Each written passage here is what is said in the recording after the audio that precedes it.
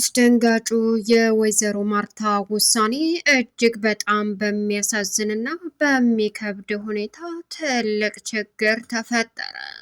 ሰላምንና እንግዲህ አቶ ደረጀን ወደ ሆስፒታል ይዛ በመሄድም የዲኤንኤ ምርመራ ስታደርግም ትክክለኛ ውጤት ሆኖ የወጣው እንግዲህ የአቶ ደረጀ ልጅ መሆኑን የሚያረጋግጥ ውጤት ዶክተሩ ሲሰጣት ወይዘሮ ማርታ ያሰበችውና ያቀደችው ነገር እውን መሆኑ አሁን ላይ ተረጋገጠላት። አቶ ደረጀን አይንህን ላፈር በማለትም እስከ ወዳኛው ድረስ እንግዲህ ቅጣቷን ቀጣቸው።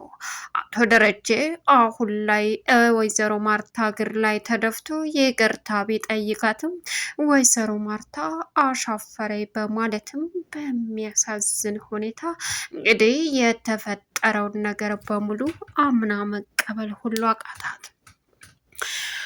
ሰላም ወዳ ሳይሆን በግዷ እንግዲህ ቤቢን ሆስፒታል ይዛ መታ ከደረጀ ጋር እንደሚመረመሩ ወይም ደግሞ የዲኤንኤ ምርመራ ውጤት እስከሚወጣም ድረስ ንቅንቅ እንዳይሉም ሌላም ነገር እንዳታደርግ ወይዘሮ ማርታ እቅጭና እውነታውን እንግዲህ በማድረግም ውሳኔዋን ደንግጋ ሁለቱን ዕዳ መከራቸውን አሳየቻቸው።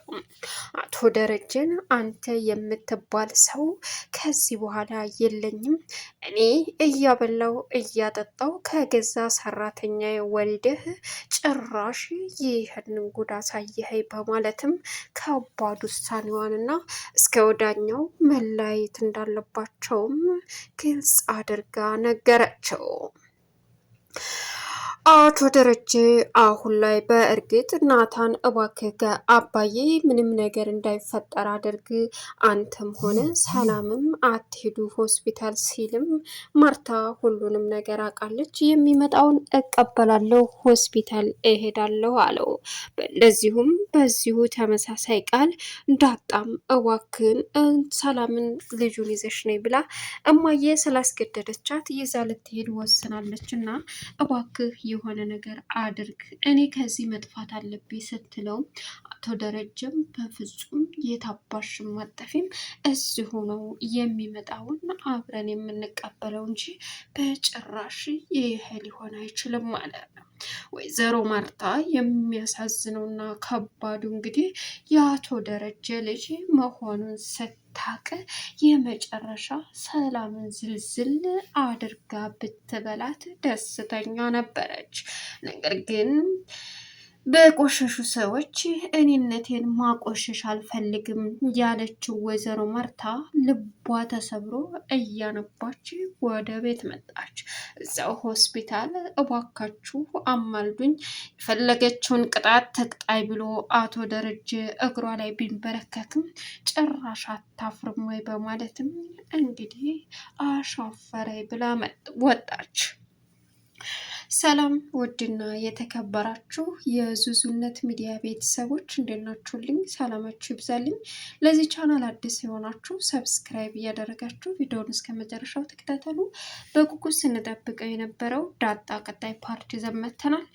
እንግዲህ ወይዘሮ ማርታ ሰላምን ግዴታ እቤት ድረስ በመጥራትና መኪና ላይ በመጥራት እንድትመጣ ካደረገች በኋላ በሚያሳዝን ከባድ ውሳኔ ወስና የተፈጠረውን ነገር በሙሉ አሁን ላይ ምን ማድረግ እንዳለባት እንኳ ግራ ብትገባም ነገር ግን እንግዲህ ቀጥታ ወደ ሰላም በመሄድም ናታንን አስከትላ ሄዳ ሰላምን ውረጂ በማለትም ሰላምም እየተርበተበተች ነበር። በሰዓቱ ምንድነው ትዬ ችግር አለ ግቢ አለቻት። ከዛም እሺ እያለች እንግዲህ ቤቢ ስትላትም ቤቢ እኮ ብላ ደነገጠች። ልጁስ ልጅሽ እትዬ ችግር አለ እንዴ? ምንም ችግር የለም። ለማንኛውም የልጅሽ አባት ማን ነው? ምን እትዬ እያለች እንግዲህ ሰላም መርበትበት ጀመረች። ምን ያንቀጠቅጥሻል? ምን ያርበተብትሻል? ስለዚህ የልጅሽን አባት ንገሪ እትዬ። የልጅን አባት አስተዋውቅሻለሁ። ጥሩ ደስ ይለኛል። ምን ነው ችግር አለ እንዴ? እኔን ጠርጥረሽኝ እንዳይሆን አይደል? አይ ስለዚህ እትዬ ምን ነው ችግር አለ? ልጁ ምን ያደርግልሻል? የልጅሽን አባት ንገሪኝ። የልጅ አባት በደንብ አስተዋውቅሻለሁ እትዬ፣ በደንብ አድርጌ አለቻት። እሱ ከሆነ ጥሩ፣ ለሁላችንም ግልግል ነበር አለቻት። በዚህን ሰዓት ወይዘሮ ማርታም እንግዲህ እንደዛ ስትል ሰላም በጣም ፈርታት መጨነቅ ጀመረች። ናታንም ከመኪናው ወርዶ መንጎራደድ ጀመረ። በዚህን ሰዓት አሁን ላይ እንግዲህ ወይዘሮ ማርታ አማራጭ ስለሌላት ልቧዬ ደግሞ ሰላምን ማጣራት ጀመረች። ሰላምም አሁን በጣም ስለፈራች መርበትበት ጀመረች። ቀጠለችና እትዬ ስለዚህ የልጅሽ አባት ማን ነው? በደንብ አድርጌ አስተዋውቃችኋለሁ። እሱንም ቀጥሬው በቃ አይደል? አሁኑን ንገሪኝ እትዬ። እነግርሻለሁ ግን በቃ ቀጠሮ ይዤ አንቺንም እሱንም አገናኛችኋለሁ ስትላትም ለማንኛውም የልጅሽ አባት ደረጀ እንደሆነ መድኃኒት ነግራኛለች። ምን እትዬ አለቻት። አይ ያንቺን የክህደት ማስተባበያ መስማት ፈልጌ አይደለም። አሁን ለአንድ ነገር ብቻ ነው። ምንድን ነው እትዬ? ቤቢን ነገ ጧት ሆስፒታል ይዘሽው ነይ። ለምን አለ። ዝም ብልሽ ይዘሽ ነይ፣ ደረጀንም ይዤው እመጣለሁ። ያን ጊዜ በአንድ ቤት ያረጋግጣለሁ ልጁ የደረጀ መሆንና ለመሆኑን፣ ሁለቱም ይመረመራሉ አለቻት። ጨርሻለሁ፣ ውረጅ አለቻት። እንግዲህ ማርታ በዚህን ሰዓት አንድ ቀን ደረጀን ጠርጥሬው አላውቅም፣ ግን አሁን ሁሉም ነገር እውነት ሆኗል መሰል አለቻት። በዚህን ሰዓት ሰላም በፊቷ ተመኪናው ላይ ወርዳ ለመሄድ የተርበተበተች ወጥታ ሄደች። ከዛም እየፈራች ነበረ። ናታንም በሰዓቱ ወይዘሮ ማርታን ወደ ቤት ይዟት መጣ። እናቴ ምግብ እየበላች አይደለም በቃ እያለች ያሰበችው ኤቢ፣ አባዬም እዛ እየተጨነቀ ነው። ምን እንደተፈጠረ አላቅም። ዳጣ ያንቺን ብታቅ እንደዚህ ምን ልትል ትችላለች? እኔ አላቅም አለቻት። እኔም ግራ ገብቶኛል ኤቢ በጣም ግን ደግሞ እኔ አላቅም እማዬ በቃ ምግብ እየበላች አይደለም ብላ ለዛ ነገረችን አለች። ሰላም እንግዲህ አሁን ላይ ወደ ቤቷ ገብታለች። ናታን ወይዘሮ ማርታን ወደ ቤት ይዞ ሲመጣ ሁላቸውም ሳሎን ነበሩና ወይዘሮ ማርታ ያደስታዋ ርቋት በቃ ሁሉ ነገር ጨለማ ሆኖባት ሀዘን ሆኖባት ቀጥታ ዝም ብላቸው ምንም መልስ ሳትመልስላቸው ምንም ሳትላቸውም ጥላቸው ወደ ክላሷ ገባች።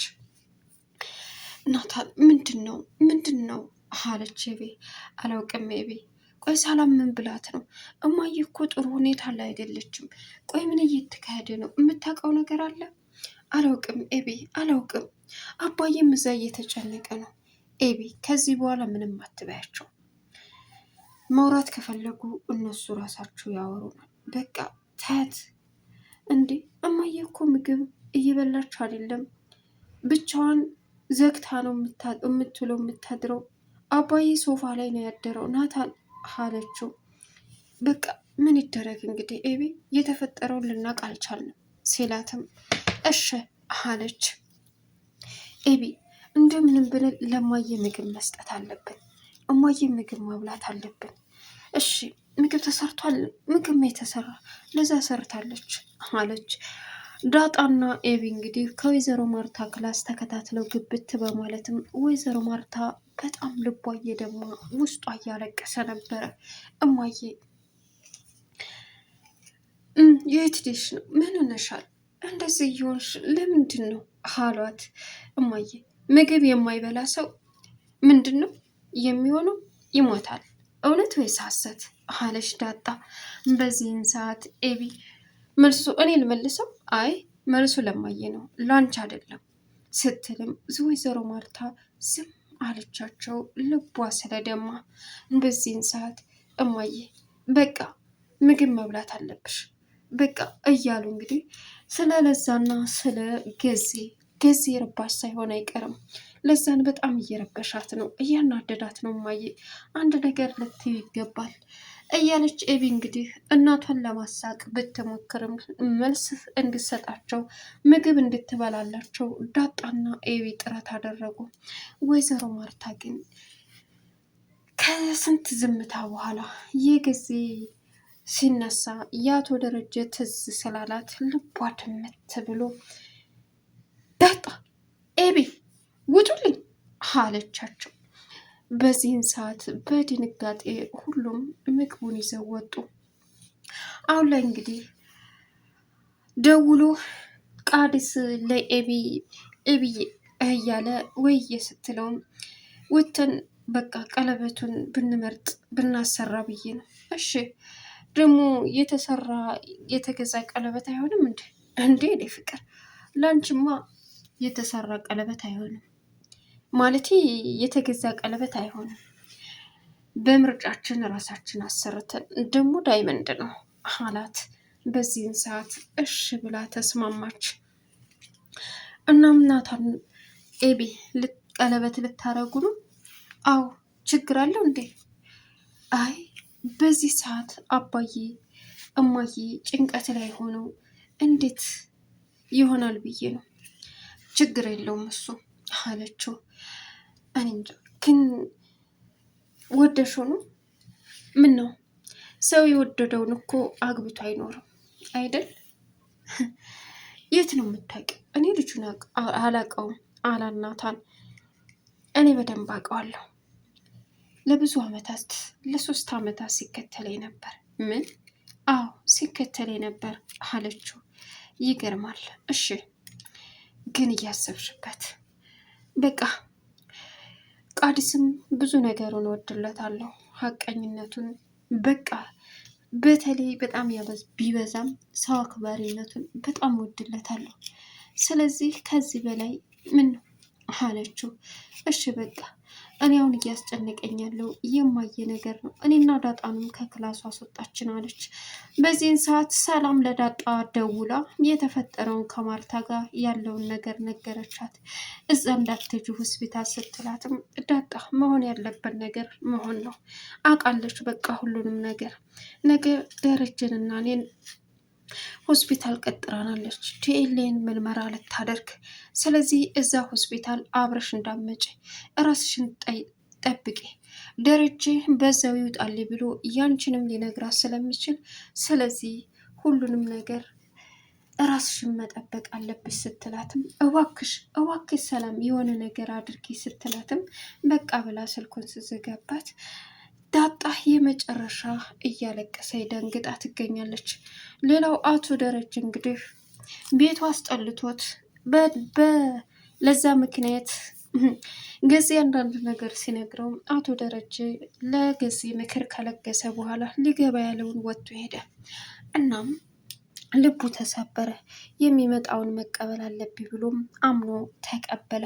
ነገር ግን እጅግ በጣም የሚያሳዝነው የወይዘሮ ማርታ ሁኔታ እስከ ወዳኛው ድረስ አቶ ደረጀን ዓይንህን ላፈር እንኳን አንድ ልጅ ይቅርና እንኳን 2 ልጅ ይቅርና የአንደኛው ራሱ ልቧን አድምቷታል። ወይዘሮ ማርታ መጨረሻ ልቧ ተሰብሯል። ዳጣ እዛው ቤት እየኖረች በጣም ከባድ ነው። ዳጣ እንግዲህ እኔ ከዚህ ቤት ሄዳለሁ ስትለውም አቶ ደረጀ እንዳታስቢው በማለትም ተዳጣ ላይ ቀውጥ ያፈላ። ቻናሉን ሰብስክራይብ እያደረጋችሁ መልካም ቆይታ ይሆንላችሁ። ሀሳብ አስተያየታችሁን ኮሜንት